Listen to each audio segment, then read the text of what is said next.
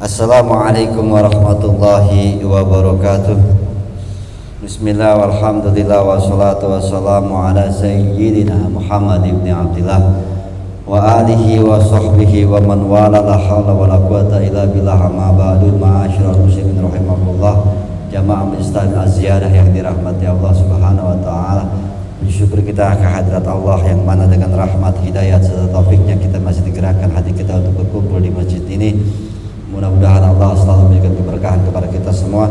Salawat serta salam selalu kita haturkan kepada junjungan kita Nabi Muhammad sallallahu alaihi wasallam, dengan harapan agar kita semua, keluarga kita dan semua yang kita cintai bisa berkumpul kembali di yaumil mahsyar di bawah naungan syafaatnya baginda Nabi besar Muhammad sallallahu alaihi wasallam. Amin ya rabbal alamin. Seperti biasa, sebelum kita mulai ta'lim dan kita membaca surat Al-Fatihah, kita khususkan untuk mengarang kitab Syekh Muhammad bin Ahmad Al-Ghazali wa Masyaraha bihadal kitab Syekh Muhammad Isa Muhammad Ahmad wa sahbi hadabakum Zaid bin Muhammad Amin bin Muhammad Ali bin Radin Abu Samad wa usulihi wa buruhi buzurku kuil majma'in Allah yaghfirullahu wa yarhamuhum wa yahdi darajatin fil jannah wa in idalina min barakati ma asrar anwari wa nafatin fid din wa dunya wal akhirah. Syawalillah warahmul fatihah.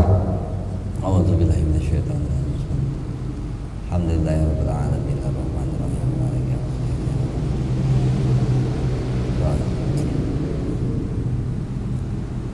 Sampai mana ya? Paslon udah ya? Udah belum paslon sekarang paslon gitu ya. A'udzubillahi samil alim minasyaitonir rajim. Bismillahirrahmanirrahim. Qala Imam Al-Mu'allif rahimahullah wa nafa'ana bi barakati ulumi fid dharain amin. Paslon wa bil jumlati iza alimta yakinan anallaha ta'ala wal maliku bi qadamani rizqika alladzi la budalaka minhu bi baqaika wa qiyamika bi ibadatihi. Ya, ini insyaallah ingat dah sebelum ngomongin apaan. Ya, suatu perincian. Kemarin kan udah ini sedikit belum semua tapi ya. Secara keseluruhan, maksudnya kesimpulannya begini aja gitu kata beliau. Nah, kesimpulan apa nih? Ya kemarin udah pokoknya udah kita omongin, mudah-mudahan masih ingat gitu. Ya, begini aja kalau itu Ghazali bilangnya begitu. Kesimpulannya, idza alimtah, ya. Jikalau kamu tahu bahwa secara yakin, ya, kalau kamu sudah mengetahui secara yakin bahwa Allah Subhanahu wa taala, Allah taala dia adalah yang maha kaya, al-mali'u bidhamani rizqika, ya maha penuh atau kaya dengan jaminan-jaminan atas rezeki-rezeki buat kamu. Ya, bahwa semua rezeki memang sudah jaminan Allah. Alladzi la budalaka, yang mana tidak boleh tidak bagi kamu minhu, maksudnya daripada rezeki. Ampun, maksudnya Allah udah pasti kasih kita rezeki gitu. Ya, fi baqaika, di dalam gimana kita untuk melanjutkan hidup. Berarti Allah menjamin kalau kita emang tetap hidup, kita pasti dikasih rezeki untuk tetap hidup. Wa qiyamika bi ibadati, dan Allah pasti juga kasih rezeki kita untuk buat kita tetap kuat atau bangun menjalankan ibadah kepada Allah. Makanya kadang-kadang ada orang doa, marilah kita berdoa mudah-mudahan Allah memberikan rezeki kepada kita agar menunjang ajaran agama kita, agar untuk membuat kita bisa beribadah kepada Allah. Jadi mengharap rezeki untuk ke situ. Ya, agar diberi kekuatan terus untuk ibadah, untuk menunjang ajaran agama kita ini gitu. Ada yang berdoa begitu karena emang Allah akan menjamin rezeki, terutama yang memang kita harusnya kalau punya pikirannya ke sini tuh bahwa Allah pasti menjamin. Jadi nggak usah takut, kita emang untuk melanjutkan hidup Allah pasti kasih rezekinya, dan untuk kita menjalankan ibadah kepada Allah. Ya, makanya kadang-kadang kita jadi kurang bersyukur. Ya, Allah kasih kekuatan kita dengan kesehatan, rezeki, dengan makanan, minuman yang membuat kita sebenarnya bisa datang ngaji, jalan ke taklim. Tetapi ternyata Allah lihat, ya kok ada nggak jalan, padahal saya kasih rezeki itu untuk dia bisa ibadah. Kok nggak digunain buat ibadah? Ini bisa jadi Allah murka. Gitu. Ya. Lalu wa annahul qadiru ala ma yasha'u kaifa syaa, ya Allah itu berkuasa, berkehendak, mampu atas apa-apa yang dia pengen, gimana pun yang dia pengen, gitu. Ya. Wa huwal basyiru bihajatika, dia sangatlah memahami dengan apa-apa yang jadi kebutuhanmu, halan pahalan, ya, kondisi demi kondisi, waktu demi waktu. Ittakalta ala damanihil haq, ya, pasrahlah kepada jaminan akan kebenaran yang maha benar, wa wa'dihi shadq, dan dengan janjinya yang pasti benar, gitu. Itu pasrahkan, karena Allah selalu memantau dan melihat keadaan kondisi. Ya, kalau kita anggap kondisi kita lagi kayaknya berat tapi Allah belum ngasih rezeki, menurut Allah berarti belum, karena Allah lebih paham kondisi dan keadaan kita. Makanya pasrahkan kepada yang maha benar, ya, dan janjinya benar, itu. Mudaan kemarin nih, wasakana qalbuka bidzalik, ya, dengan begitu maka tenanglah hati kita, jiwa kita akan tenang kalau kita meyakini bahwa Allah sudah mengatur hidup kita. Allah tahu banget kondisi kita, Allah tahu kebutuhan kita setiap kondisi, setiap waktu, gitu. Kalau kita emang paham begitu, kalau kita emang meyakini bahwa Allah sangat memandang kita, memperhatikan akan kebutuhan hidup kita, kondisi kita, keadaan kita, makanya cukup kita berpasrah kepada Allah, maka akan tenanglah jiwa kita, hati kita akan jadi tenang. Ya, kenapa kita sering nggak tenang? Karena kita belum sanggup seperti ini. Kenapa dikatakan inna awliya Allah la yakhafun alaihim wa lahum yahzanun? Ya, wali-wali Allah nggak ada takut dan nggak ada sedih, karena sudah bisa meyakini itu. Saat kita benar-benar bisa meyakini semua ada aturan Allah, mati sekalipun itu sudah jadi kehendak Allah, makanya tenang orang kayak gitu, nggak ada takutnya. Sampai tingkatan mati pun memang kalau udah kehendak Allah saya mati, bukan masalah rezeki doang, bukan masalah musibah doang, sampai keyakinannya kalau wali itu kayak gitu, makanya jadi nggak ada takut-takutnya. La yakhafuna alaihim wa lahum yahzanun, nggak ada kesedihan, nggak ada ketakutan. Kenapa? Orang yang paling ditakuti adalah musibah segala macam, dan dari paling tinggi ketakutan manusia adalah kematian. Ya. Nah, kalau yang kayak gini udah nggak ada pikiran mati, wah itu urusan Allah, udah nggak ada yang ditakuti lagi, makanya hidupnya tenang aja, gitu. Ya, kenapa? Ini yang kita wasakan qalbu, maka akan tenang hatimu saat kuat apa enggaknya kita meyakini Allah sudah menjamin, Allah sudah mengatur hidup kita. Nah, presentasinya itu, presentasi yakin itunya 70, ya asli ada keresahan 30, kan gitu. Ya, keyakinan itu adanya 90, ada keresahannya cuma 10. Ya, keyakinan itu cuma 10%, wajar kalau keresahannya sampai 90. Gitu. Jadi tergantung diri kita, sejauh mana kita bisa meyakini ini.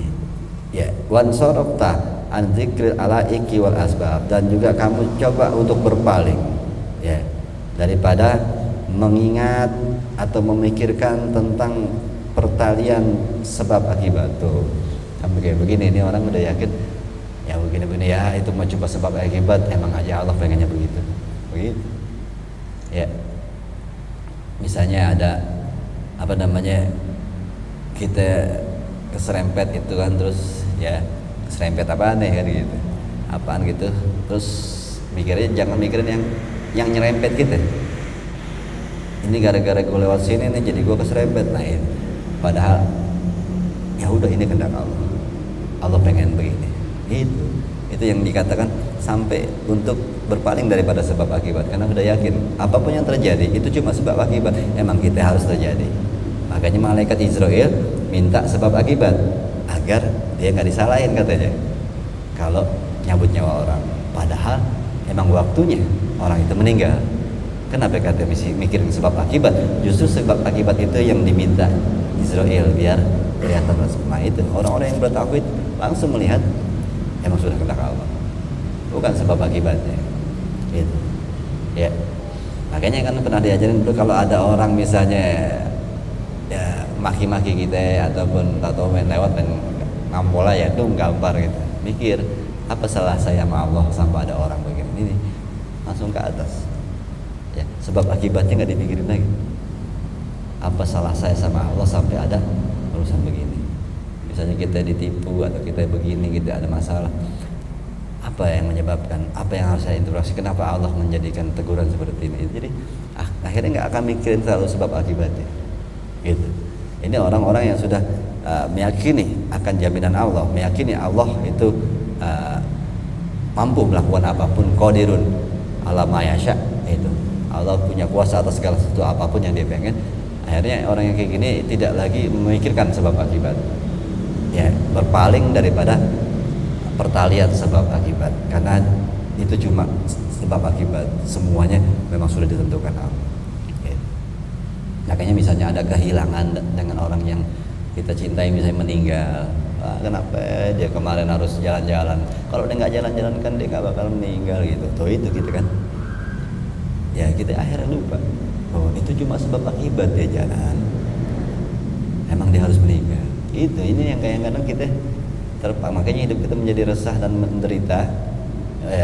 Orang yang kita cintai udah meninggal, terus kita pusing pikiran, ya makin berat kan. Padahal ya udah, emang kehendaknya Allah. Ya mau dia di rumah aja juga tetap aja meninggal, memang waktunya meninggal. Kita akhirnya menyalahkan tentang kenapa sih harus jalan kemarin ya, kenapa dia harus keluar kota. Coba dia kemarin nggak keluar kota, gak bakal meninggal. Begitu sih kita pikirin. Itu kita terpaku dengan sebab akibat, akhirnya nggak pasrah dengan ketentuan Allah, dan bisa jadi dikatakan kita nantinya jadi orang yang tidak terima dengan takdir Allah. Gitu. Ya makanya ya paling senyum gitu, kayak Nabi kan senyum nangis, tapi juga nangisnya emang sakit, cuma kan dia harus terima, ya udah ini sebab akibat, takdirnya anak saya harus meninggal, begitu kan Nabi. Itu udah kehendak Allah. Ya kalau sedih ya itu wajar manusia, cuma jangan terpaku dengan sebab akibat. Sedih dengan sesuatu yang menyakitkan, kesedihan dengan sesuatu yang kehilangan, itu wajar-wajar aja. Cuma yang nggak boleh itu ya tidak menerima tentang sesuatu yang telah terjadi. Kenapa sih harus begini, kenapa sih harus begitu, itunya yang nggak boleh. Ya itu sudah jadi kehendak Allah. Ini makanya orang-orang yang bisa menenangkan hatinya menjadi tenang. Maka dikatakan wasakana qalbuka, maka akan tenang jadi hatimu, dengan dimana kamu bisa berpaling daripada mengingat-ingat atau memikirkan tentang pertalian sebab akibat. Wa ta'alluqi qalbika biha, ya. Maka ketergantungan hatimu kepada sebab akibat itu idil alaikillah tuknika. Karena ketergantunganmu atau kamu mikirin sebab akibat itu tidak akan mengkayakanmu, maksudnya gak akan membuat berubah keadaan. Ya, pasti kan paham kan? Ya, kalau misalnya mikir kenapa sih kemarin dia harus pergi jalan-jalan, itu harusnya kemarin tuh nggak jalan-jalan, nggak akan membuat berubah keadaan. Ya. Orang itu sudah meninggal, itu bahasanya. Kalau kamu terlalu bergantung hatimu kepada sebab akibat, itu nggak akan guna. Ta'atub nikah, wala takfika dunallahi azza wa jalla, dan juga nggak bakal cukup selain Allah. Itu maksudnya, ya udah itu urusan Allah, udah serahin aja kepada Allah. Memang itu sudah menjadi takdirnya. Sebab akibat cuma aturan-aturan mainnya doang. Itu. Wa innahu ta'ala yuyassiru aqlaha wa surbaha. Ini masalah hidup, masalah rezeki lagi nih. Ya, kalau mau contohin tadi itu contohnya masalah kehilangan, sekarang masalah makan, rezeki, kehidupan, materi. Fa innahu, sesungguhnya Allah Subhanahu wa ta'ala yuyassiruka, Allah yang akan memudahkan akan makanan-makanan kamu, aklaha, ya, dan surbaha, ya. Hanya di sini diartikan bil Allah, ya. Iya, matumat itu makanan-makanan. Ya, karena sesungguhnya Allah lah yang akan tutup tuh membuka makanan tadi apa sisa ya. Ini kita berebutan ya sama suara mobil motor. Ya. Karena sesungguhnya Allah Ta'ala memudahkan akan urusan makanan-makanan kita, minuman-minuman kita. Ya. Kenapa dibilang Allah yang memudahkan? Ya ada enggak adanya ya? Itu kan kehendak Allah. Ntar contohnya. Tsumma huwallazi yumri'uka wa yuni'uka.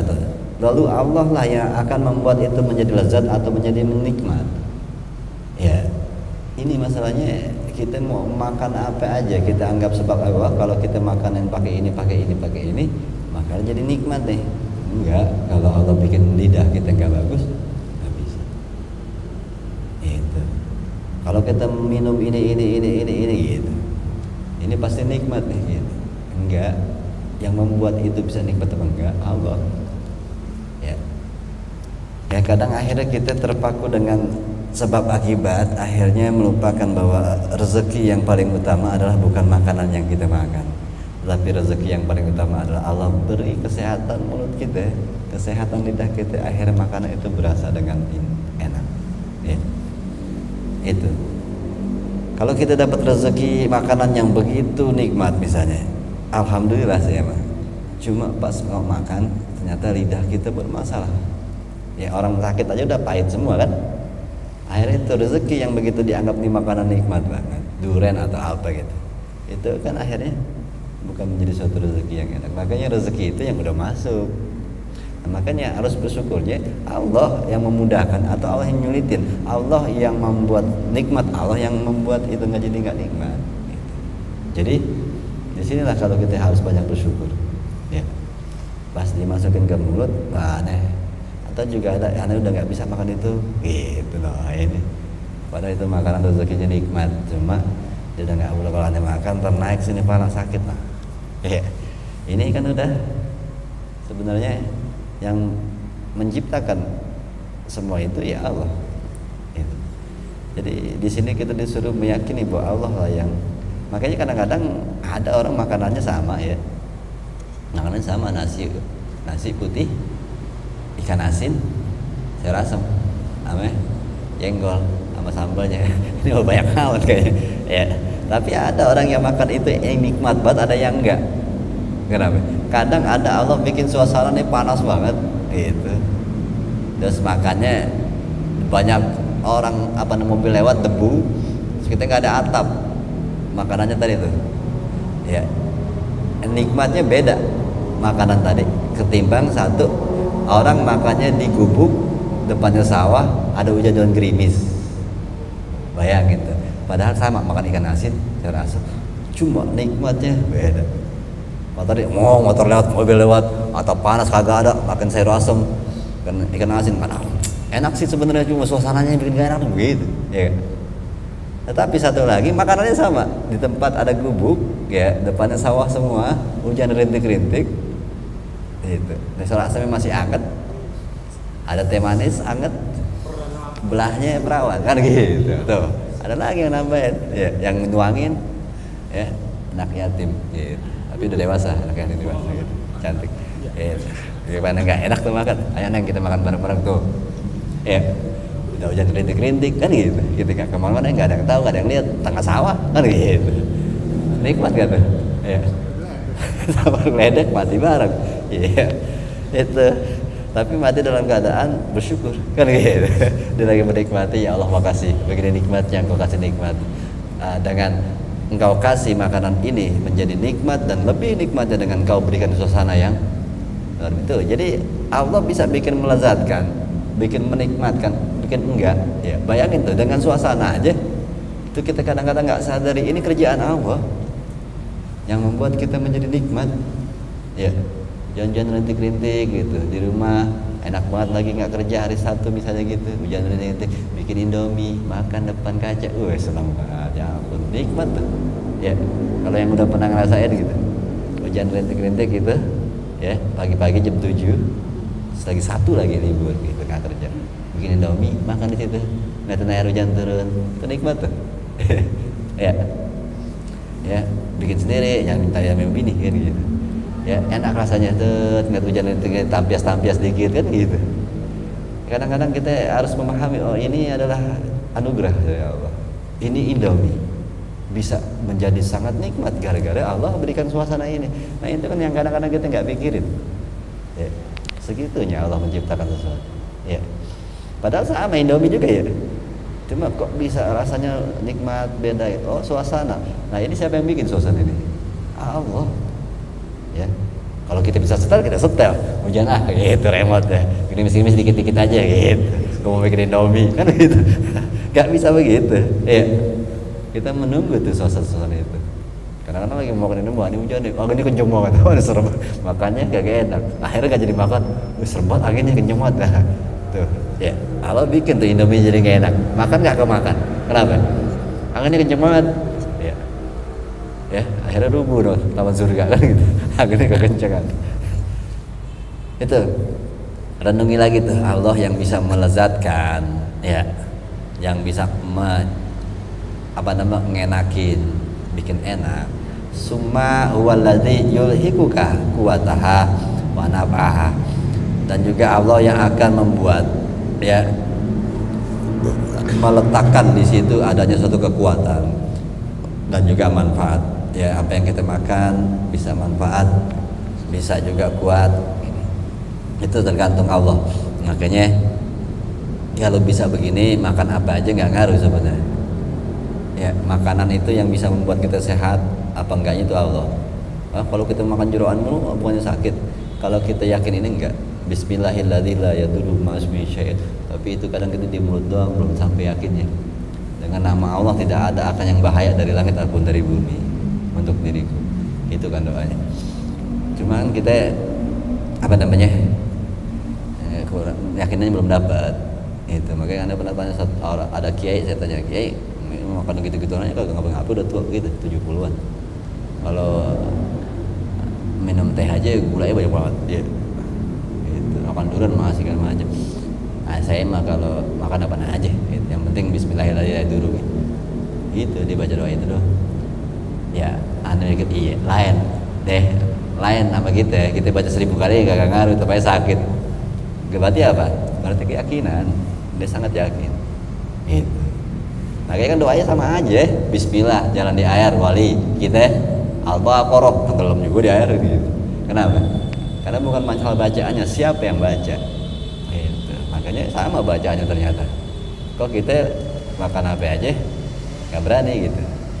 Ya, dia bisa gitu. Makanya di sini wa summa huwallazi yulhikuka quwataha wa nafaha. Jadi Allah yang akan melekatkan kekuatan pada makanan itu ataupun manfaat. Gitu. Ya, karena kan kemana udah ada orang yang makan tanah doang bisa hidup. Ya. Karena dia udah nggak mikirin itu tanah buat dimakan apa enggak.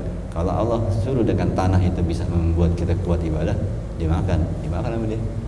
Jadi keyakinannya memang serah Allah mau gimana gitu. Nah itu pun kalau ini yang tadi makan apa aja kalau Allah bilang ini jadi baik jadi kayak keyakinannya udah kayak gitu.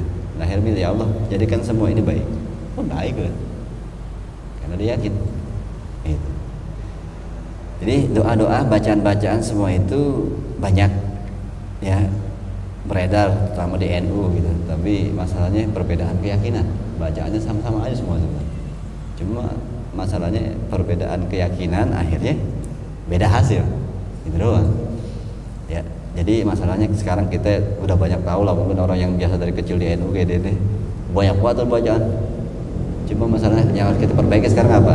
Keyakinan kita ya. Padahal dari semua yang kita tahu tuh baca amalan-amalan satu cukup kalau yakin. Ini kita udah banyak banget, hari ini baca ini, hari ini baca ini, hari ini baca kayak gak ada yang beres kenapa? Ya belum sampai keyakinannya.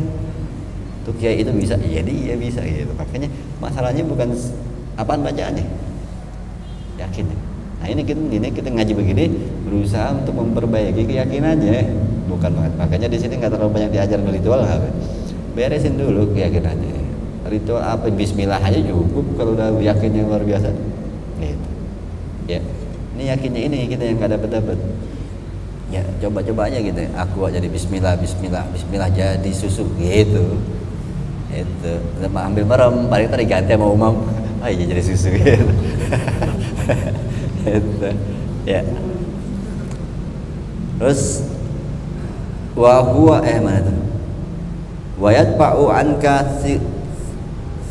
ini silkoha. Ini kayaknya udah ada kemarin ya? Belum.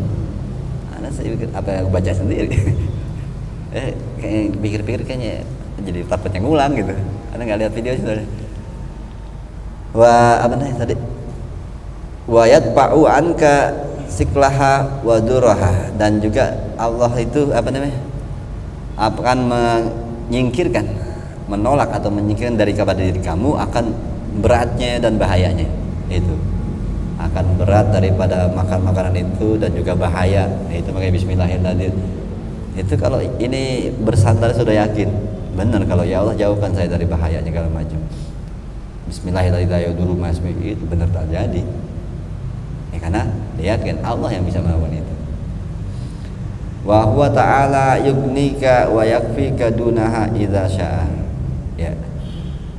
Dan Allah lah, dia Allah yang bisa membuat kamu kaya dan cukup, maksudnya nggak perlu akan semua itu idza syaa, jika Allah mau. Gitu. Jadi maksudnya bahkan makanan dan minuman kita mohon kepada Allah, kita bilang Allah lah yang bisa bikin makanan ini menjadi sehat buat kita, manfaat buat kita, dan Allah lah yang bisa menolak segala bahaya dari makanan ini. Bahkan Allah juga bisa nggak pakai makan, nggak pakai minum, kita hebat, kita sehat, kita manfaat. Serah Allah. Tuh bayangin, keyakinan udah kayak gitu.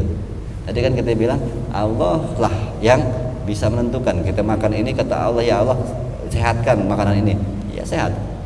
Allah bisa menyehatkan. Buatlah minuman makanan ini menjadi manfaat, bisa. Ya Allah jauhkanlah ini daripada darurat bahaya, bisa. Dan bahkan Allah juga bisa membuat tanpa makan tanpa minum kita punya jiwa diri manfaat, sehat. Gitu.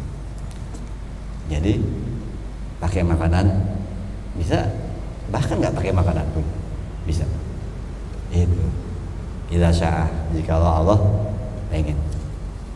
Itu. Makanya kemarin udah ada kisah-kisah yang mana orang kagak makan 40 hari ibadah aja, yang diminta ya Allah kuatkan saya untuk ibadah ya dengan cara apapun, yang penting saya kuat ibadah. Akhirnya Allah kasih dia nggak pakai makan tapi dia kuat ibadah. Habis itu ada temannya datang 40 hari kan makan, habis makan malah sakit. Kayak gitu ya, pas habis 40 hari ibadah ada temannya datang ngasih makan, dia malah sakit. Ini kan kontradiktif ya, orang makan sehat, nggak makan sakit, nanti nggak makan sehat. Nah itu kalau udah yakin ya, api bisa nggak panas kalau udah yakin. Kalau kata Allah api itu panas ya panas, kalau kata Allah enggak ya enggak, terserah Allah. Gitu. Akhirnya jadilah Nabi Ibrahim nggak kebakar. Gitu.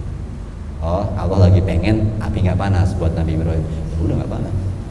Nah, orang dikelilingan di dalam bingung, kan kelihatan sebenarnya dari luar api kan begitu kan merah, kelihatan di dalam karena ditelanjang bulat kan, tapi dia begitu aja.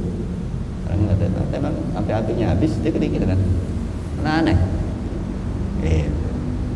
Kan dia dibakarnya telanjang bulat. Ada yang mengatakan 4x4 apa? Apinya maksudnya kayu-kayunya gitu dibakar itu sampai 4 meter, tingginya 4 meter, dimasukin ke situ. Di atasnya dibakar. Jadi dimasukin di tengah-tengahnya gitu. Dengan kayu-kayu gitu kayak rumah jadinya, dibikin kayu semua ditaruh situ. Dibakar ya, katanya ya telanjang bulat kan, dia kan ditelanjangin masa Nabi Ibrahim. Habis itu dia di dalam kelihatan. Nah itu ada riwayat mengatakan itu yang menyebabkan Lut ikut agama Ibrahim. Ya, dari ngelihat begitu Lut ini orang luar biasa kalau kagak mati. Dari situ Lut itu kan sepupunya. Akhirnya Lut ikut agama Ibrahim. Ya udah kesini lagi nggak jadi ke situ. Ya. Itu mau contoh tentang mau api kalau nggak, kalau Allah kata kagak ya kagak, kalau kata iya. Nah ini terus mana tuh, fal amru kulluhu ilaihi wahdah la syarikalah. Nah ini keyakinan tidak kita boleh menyekutukan. Maka sesungguhnya segala sesuatu, fal amru, maka segala urusan semua adalah kepada Allah satu. Semua urusan atas kehendaknya, nggak ada yang bisa kecuali Allah. La syarika, tidak ada sekutu bagi Allah untuk urusan-urusan menentukan kehidupan. Ya, kalau bukan karena ada atasan, gue nggak bakal begini. Nah ini kita sudah menyekutukan Allah. Atasan begitu karena kehendak Allah. Begitu.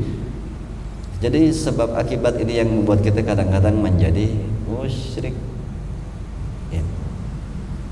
Makanya katakan fal amru, ya.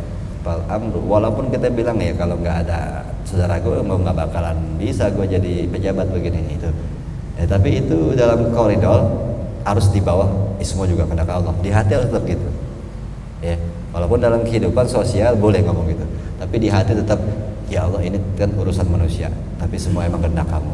Gitu. Itu harus kuat begitu jadi hati. Di hati harus kuat tetap ya ini kan sebab akibat di dunia. Kita lagi ngomong sebab akibat. Gitu. Ya. Tapi dalam hati tetap yakin semua ini kehendak Allah. Begitu. Ya, paham ya? Bukan berarti nggak boleh ngomong kalau bukan karena dia gimana gitu. Bukan nggak boleh. Cuma di hati kita harus tetap meyakini ini cuma hubungan sebab akibat yang lagi kita bahas. Di hati kita tetap yakin semua ini kehendak Allah. Ya, itu paham ya? Jadi jangan salah paham akhirnya jangan ngomongin itu sebab akibat tuh musyrik kita gitu. Dan ntar kita kelebihan dosis ini orang ngabsik ngablo gitu. Allah ada di hati gue gitu. Ngablo. Ya. Jadi itu sebab akibat tetap dalam kehidupan manusia. Tapi di hati kita harus ada keyakinan bahwa semua sebab akibat itu tetap karena Allah. Gitu. Ya. Jadi kita nggak terlalu berlebihan. Ya. Tetap ada atasannya yaitu Allah. Fatawakkal 'alaihi la ghairu. Maka berserahlah atau berpeganganlah hanya kepada Allah. Jangan yang lain. Itu maksudnya segala ketentuan itu ada di Allah. Semua cuma disuruh usaha dan adanya sebab akibat, tapi ketentuan tetap di Allah. Gitu. Wa kadzalika tatruku tadbir bi umurika.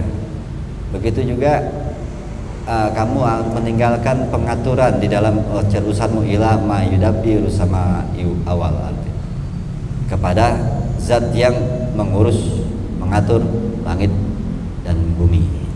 Maksudnya begitu juga tentang aturan-aturan hidup, tentang perkara kehidupan seharusnya kamu serahkan saja pada yang maha pengatur langit dan bumi. Gitu. Ini bukan berarti kita nggak boleh usaha ya. Ini usaha tapi meyakini bahwa semua harus ada campur tangan Allah. Karena Allah ya yang pengatur langit dan bumi, berarti juga pengatur kehidupan kita. Kita yang cuma jalanin aja. Ya. Ini pemahaman bukan ngomongin zohir. Ini pemahaman tentang ngomongin keyakinan kita bahwa apapun yang kita kerjain aturannya tetap ada di tangan Allah. Karena dia yang mengatur langit dan bumi, berarti yang diisinya juga isi-isinya dia yang ngatur. Air ngalir di sungai, di laut, itu semua aturannya dia. Kita pun termasuk aturannya dia. Tapi dalam kehidupan kita mengatur sebab akibat kehidupan kita, tetapi tetap di dalam hati kita yakin bahwa Allah yang mengatur semuanya. Kita cuma usaha. Ya. Itu. Wa turihu nafsaha an say'in la yablughu ilmuka wa fikruka min amri godin. Ya. Dan santaikanlah jiwamu, diri kita dari sesuatu yang kita nggak pernah nyampe akan ilmunya. Apa? Hari esok. Ya. Dan santaikanlah jiwamu daripada memikirkan sesuatu urusan perkara-perkara hari esok, karena tidak ada yang tahu hari esok kecuali Allah. Hitungannya maksudnya jangan berlebihan. Kita punya rencana.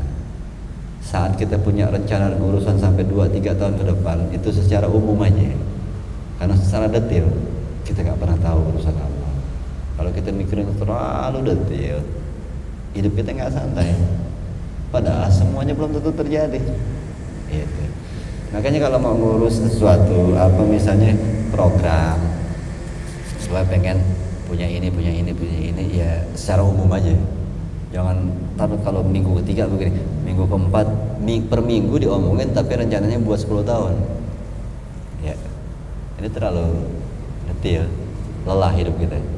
Makanya santaikan dirimu dengan bahasanya misalnya gini, anak gue kalau SD begini, ntar SMP begini, SMA begini, itu secara umum aja. Ya, SD kan 6 tahun, SMA 3 tahun. Jadi secara umum aja, jangan ntar kalau kelas 1 mau naik kelas 2 nih mungkin itu terlalu, ntar besok anak gue harus ini, ya besok mikirin besok tapi rencana sampai dia kuliah jauh banget, terlalu detail. Secara umum aja kalau mau juga, dan juga jangan terlalu, itu cuma usaha, jangan terlalu berlebihan. Ya, usaha mengatur masa depan. Karena apa? Saat tidak sesuai dengan perjalanannya nanti kita kecewa. Gitu. dan jiwa cuma resah dengan kelelahan kita memikirkan rencana itu. Ya, 10 tahun kita resah dengan memikirkan, hati kita nggak santai, jiwa kita nggak tenang karena mikirin rencana itu. 10 tahun jiwa nggak tenang. Setelah 10 tahun rencana itu gagal. Bayangin pahitnya berapa kali. 10 tahun nggak tenang, ya yang kita rencanain nggak terjadi, pahit ya. Itu.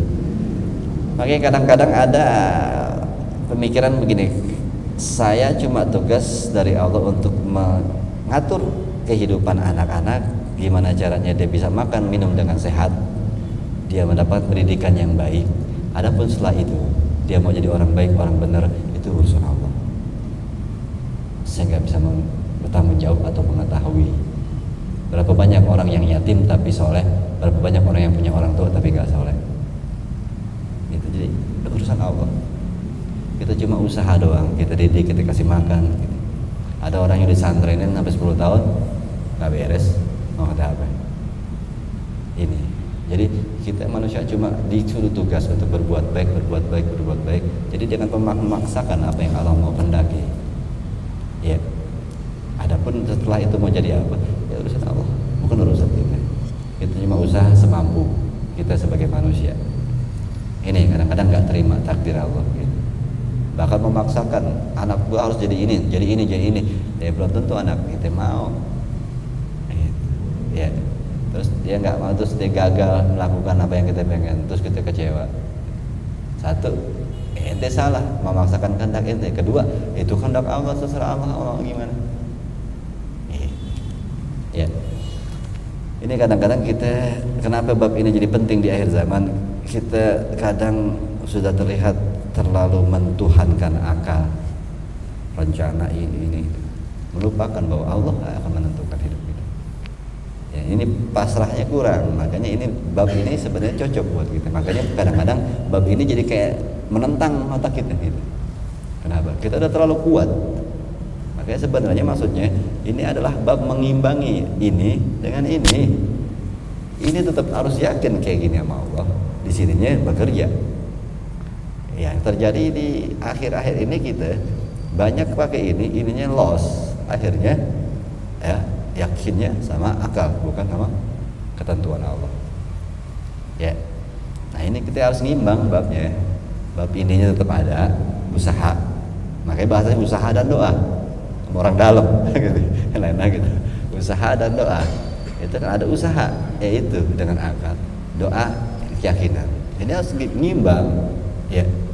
Jangan usaha aja lupa keyakinannya. Akhirnya kalau gagal kecewa. Ya, jangan yakin aja nggak ada usahanya. Ya, kenapa? Boleh kalau udah sampai tingkatan yang tadi. Cuma yang tadi ini kan dia usaha dulu. Usahanya dia apa? Membersihkan hati dari sifat-sifat tercela sampai ini. Nah, itu usahanya. Ya, kita bisa nggak usaha? Makanya dengan usaha yang wajar-wajar aja. Kalau usaha yang dilakukan para wali itu berat sebenarnya. Usaha, mereka berusaha bertahun-tahun untuk membersihkan hati mereka. Kalau udah bersih, dapat yakin. Cuma pakai ini nggak pakai ini. Bisa, cuma usahanya justru lebih sulit ketimbang kita nyari kerja, nyari ilmu. Ya, belajar, ngaji, nyari nafkah itu lebih mudah daripada orang-orang yang belajar memakrifatkan Allah. Itu soalnya ininya harus benar-benar ya berusaha membersihkan, butuh cobaan tumpang tindih silih berganti begitu. Jadi akhirnya ya proses itu jauh lebih sulit. Makanya Ghazali mengatakan ya udah belajar aja, belajar yang benar. Karena dengan belajar ini makrifat tapi bisa kita dapetin. Untuk cara-cara yang seperti itu jauh lebih sulit. Itu Ghazali bilang gitu. Terus kita bilang belajarnya udah susah, gua nggak ngerti dah kata Ghazali gitu. Ya kan? Kata Ghazali belajar adalah ngaji yang benar, memahami agama dengan kitab ini yang benar. Untuk dapat ilmu makrifat itu ini paling mudah. Gitu. Kalau yang cara-cara yang tadi itu yang bisa kayak gitu itu caranya lebih sulit. Kalau kita bilang cara paling mudah aja kita nggak nyanggup. Nah, kita mau kemana udah? Kata Ghazali gua nggak ngerti gitu, ya kan? Ya karena Ghazali bilang obatnya malas kagak ada gitu. Ya itu masalahnya malas doang, kata Ghazali paling begitu. Ya. Ini jadi kita ini sebenarnya berusaha untuk mencapai kepada ma'rifatullah dengan cara belajar. Gitu. Kalau tadi banyak contoh-contoh itu mereka sudah jadi, tapi kita nggak tahu kan dia kapan belajarnya. Tetap aja pasti belajar. Ya. Kalau yang nggak pakai belajar mungkin Ibrahim bin Adham tuh ekstrim aja, dia langsung ditinggalin dunia, nggak makan 7 hari apa ya, kena jamur, itu yang karena ini jangan dah, ya berat ya. Gitu. Ya, ada seperti Ibrahim bin Adham, ada lagi beberapa si Hudayl bin Iyad, itu yang begitu yang nggak pakai belajar tuh, tapi pakai torikot yang begitu. Ya, torikot yang kejam gitu. Nah kita ya pakai belajar aja. Ini kok susah, ini paling gampang kan Ghazali. Nah itu, ya, kita pikirin tuh, ini paling gampang. Ya, tarekat di mana kita mendalami tauhid dengan cara ngaji, itu paling gampang. Kalau enggak, ya nggak tahu kemana lagi. Gitu. Ya, kalau nggak mau maksudnya, nggak ngerti pakai cara apa lagi. Ya kalau orang udah ngasih cara yang paling gampang, Anda nggak bisa juga, bingung kan? Cara apa lagi? Udah paling gampang ini. Gitu. Itu ya kita juga kalau ngajarin anak kecil gitu tuh udah paling gampang nih acaranya, anak itu nggak ngerti juga bang gitu ya kan, bingung kan akhirnya kayak apa lagi, udah paling gampang. Itu juga aneh, bingung kalau dia nggak bisa, aneh bingung cara apa lagi udah gitu ya. Didoain aja kali itu cara paling gampang ya. Didoain aja dah, kalau nggak doa mempan juga jadi orang soleh, kita sumpahin biar jadi orang soleh. Ya, makanya di sini ada sebuah syair tuh, saya kunu 86, saya kunu ma huwa kaidun fi waqtihi wa akul jahalati mut'abun mahzunu. Apa sih tadi?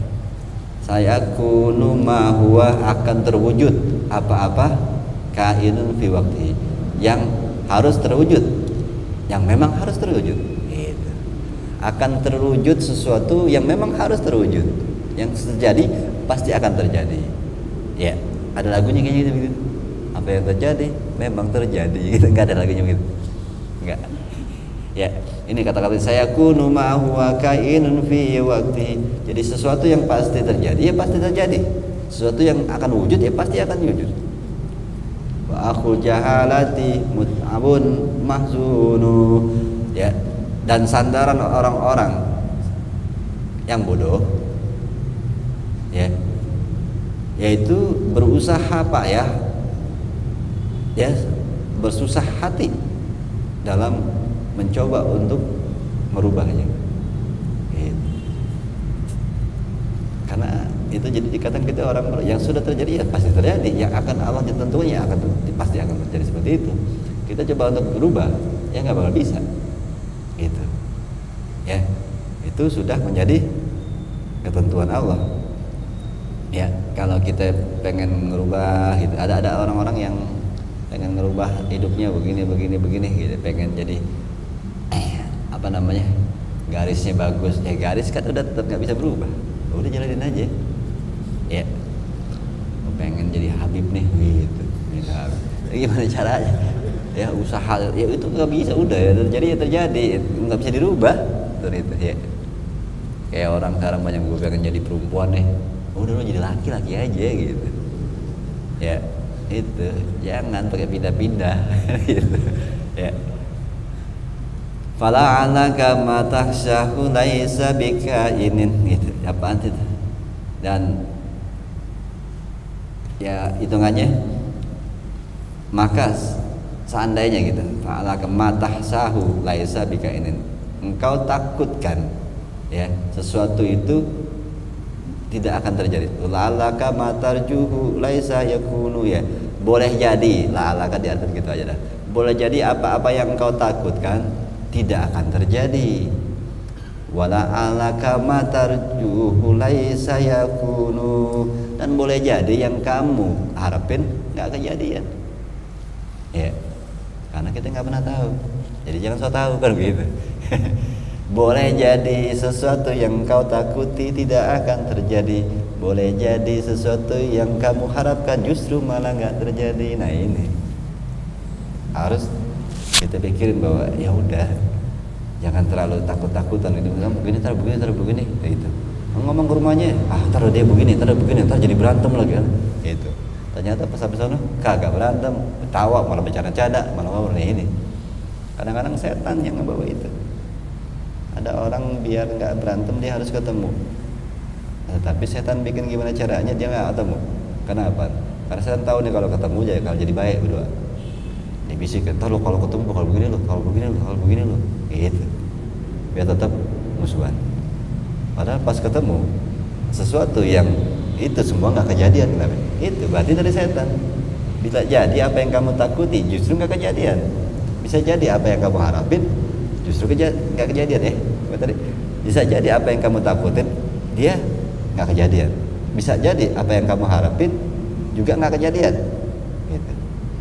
Jadi kita nggak pernah tahu yang kita pengen atau nggak pengen, ya jalanin aja. Ya kadang-kadang nggak sesuai sama prediksi kita. Ini kadang-kadang kita kebanyakan mikirin, akhirnya nggak ngerjain. Ya. Ntar kalau gini, ntar kalau gitu, ntar kalau dia nggak mau sama gue, gimana? Orangnya nggak ada lagi. Ntar kalau gini, akhirnya nggak nembak sampai setahun. Oh, ya. Makanya orangnya kagak ada. Itu kebanyakan mikir, apa setahun deketin cewek itu kebanyakan mikir. Ntar kalau begini, ntar kalau gue nembak, dia nggak mau lagi, gimana? Gitu. Habis ke depan kali, ntar kalau gue nembak, ntar bapaknya keluar, tuh. Apa hubungannya? Beliau mau nembak bapaknya keluar kan gitu. Lo tembak bapaknya kan gitu. Itu kebanyakan kan kalau begini kadang-kadang kita akhirnya nggak jalan sama sesuatu. Ya, padahal sering terjadi. Ya kita mungkin udah ngalamin dah. Ini yang dikatakan wala alaka mahtasahu laisa bika, ini nih sesuatu yang kau takutin kadang-kadang nggak terjadi. Sering tuh kayaknya kita ngalamin itu. Kita takut gini gitu. Aku datang lagi ngaji, udah lama gue nggak datang gitu. Ntar kata begini, ntar kata gini. Ternyata pas datang nggak dikata apa-apa. Malah ya selamat datang, ya ampun lama banget nggak datang, sih rindu banget gitu. Ternyata nggak sesuai, dipikirnya bakal dihina atau apa? Ternyata enggak. Tuh kadang-kadang kita ada kayak gitu, oh ternyata nggak sesuai. Itu bisikan-bisikan. Biasanya itu jadinya hal-hal yang baik, karena setan berusaha kita nggak melakukannya. Kayak tadi kan orang mau ngaji kan tuh hal yang baik. Kayaknya dia udah nggak ngaji habis 2 bulan 3 bulan, dia mikir kalau gue datang tadi kata gini, kayak gini. Nah itu dari setan. Padahal nggak seperti itu. Makanya hal-hal baik kayaknya kita ditahan, itu dari setan. Ya makanya di sini kita disuruh jalanin aja, ya. Yang menentukan Allah. Gitu. Allah yang menentukan. Wa taqulu li nafsika. Makanya kamu harus ngomong sama diri kita. Ya kamu harus ngomong gini. Kita harus ngomong sama diri kita. Dikatakan di sini taqulu li nafsika. Kamu mengatakan kepada diri kamu, jiwa kamu, ya dengan secara ringkasnya begini. Ya nafsu, wahai jiwa, la yusibana illa ma kataballahu lana wa huwa maulana. Tidak akan pernah sekalipun terjadi musibah kepada diri kita sesuatu yang tidak pernah dicatat oleh Allah untuk kita. Surat apa itu suratnya?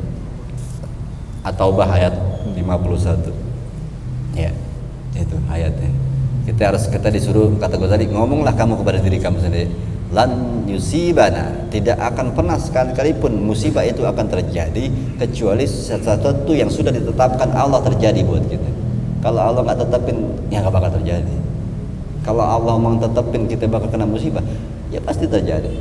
Kita gimana pun menghindarnya. Begitu. Itu ayat Quran At-Taubah ayat 51.